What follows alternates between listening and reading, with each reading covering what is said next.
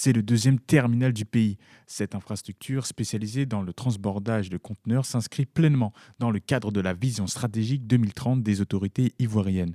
Autrement dit, elle vise à offrir à la Côte d'Ivoire un outil performant servant de hub portuaire connecté au réseau logistique multimodal, que ce soit pour la mer, le rail ou la route de Bolloré Africa Logistics. Une stratégie efficace à la fois pour la Côte d'Ivoire, mais aussi pour le continent africain. C'est ce que nous témoigne Pierre Belrose, directeur général de Bolloré Transport et Logistique de Côte d'Ivoire. Notre stratégie a toujours été de développer les corridors partout sur le continent africain, permettre de rendre l'accès aux marchandises dans tous les coins de l'Afrique plus rapidement, à moindre coût, et permettre aussi aux matières agricoles ou autres matières de sortir plus rapidement. Donc, la première étape, c'est d'avoir des terminaux performants, avoir des équipements hackés qui permettent de décharger ces navires rapidement, donner la marchandise prête à être exportée ou transportée vers ces lieux de destination. Bien sûr, la ville d'Abidjan, qui est le premier réceptionnaire des marchandises, mais après ça, il y a tout le corridor sur le Burkina, dont Abidjan est la porte d'entrée principale, par la route et par le train. Il y a aussi le Mali, qui utilise le corridor, et le Niger. Cette nouveauté va permettre d'offrir aux armateurs, chargeurs et transitaires des solutions adaptées pour l'importation, l'exportation et le transit des marchandises au départ et à destination de la Côte d'Ivoire. Pierre Belrose nous décrit en détail ce qu'on peut retrouver sur ce terminal. Donc on a rajouté 37 hectares de surface, équipés de 6 portiques qui permettent de faire des navires avec 22 conteneurs de large, des navires de près de 16 000 TEUs ou 16 000 EVP, avec des tirants d'eau à 16 mètres. Donc on fait des navires de taille beaucoup plus grande qu'avant. Ces navires aujourd'hui vont pouvoir desservir directement, entre autres, l'Asie. On a des escales déjà là, avec MSC, directement de l'Asie vers le terminal, ce qui raccourcit les temps de transit, ce qui devrait aussi avoir un impact sur les prix de fret, parce que moins de transbords, moins de fret.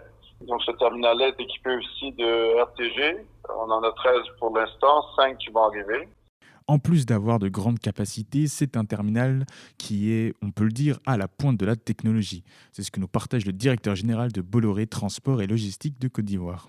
Un terminal extrêmement moderne parce que, en plus, il a une caractéristique particulière, il est 100% électrique. Plus sur la qualité du réseau ivoirien, tout notre terminal, y compris les bus de transport d'employés, sont électriques. Donc, on va être zéro émission de carbone ou presque. C'est une première pour un terminal sur le continent africain. Dans le monde, ce n'est pas encore très courant, donc on est assez fiers de cette nouveauté, pouvoir proposer un produit de grande qualité. Le fait qu'on a introduit des portiques électriques, des RTG électriques, des tracteurs de quai électriques, fait en sorte que c'est un terminal avec zéro émission. Mis à part 3-4 voitures qui vont circuler, je veux dire le terminal et les camions, bien sûr, qui vont venir chercher les marchandises, les camions extérieurs qui, eux, jusqu'à preuve du contraire, sont toujours à l'essence ou au diesel. Mais nous, en tant qu'entreprise, on va être zéro émission de carbone. C'est ce qui nous permet de bientôt décrocher le Green Terminal Label. Ce nouveau terminal à conteneurs s'est concrétisé grâce à l'implication de plusieurs entreprises locales. Il faut savoir que le projet a nécessité un investissement total de 596 milliards de francs CFA, soit environ 914 millions d'euros. Mais au-delà de l'aide technique que va apporter le terminal, on peut noter le point financier que représente évidemment cette infrastructure pour la Côte d'Ivoire, qui est tout de même un pays qui possède et exploite ces différentes ressources agricoles. Pierre Belrose nous en dit plus à ce sujet. Ici, c'est le cas aussi, beaucoup de matières importées, comme dans beaucoup de pays. Et en plus, c'est un pays qui exporte énormément de produits agricoles. La Côte d'Ivoire est le pays le plus diversifié du golfe de Guinée jusqu'en Afrique centrale et de beaucoup de pays d'Afrique en termes de diversification. Bien sûr, vous savez, on est le premier producteur mondial de fèves de cacao. Donc, il sort de ce pays sous différentes formes. Plus de 2 millions de tonnes, 2,2 cette année de cacao, sur une production mondiale de 5 millions. La noix d'Anarcade atteint bientôt 1 million de tonnes.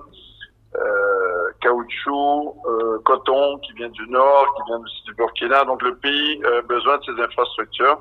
Donc pour l'économie, c'est essentiel. Alors plus il y a de capacité portuaire, plus les exportateurs peuvent sortir leurs marchandises rapidement, comme je disais tout à l'heure. Donc ça va faire tourner l'économie, ça va rendre le pays beaucoup plus performant. Il est déjà, mais il va l'être encore plus. Donc ce terminal est vraiment un accélérateur de la croissance économique. Enfin, le port d'Abidjan assure 75% des échanges commerciaux entre la Côte d'Ivoire et l'extérieur et représente tout de même plus de 76% des recettes douanières. Il est considéré tout simplement comme le poumon de l'économie ivoirienne.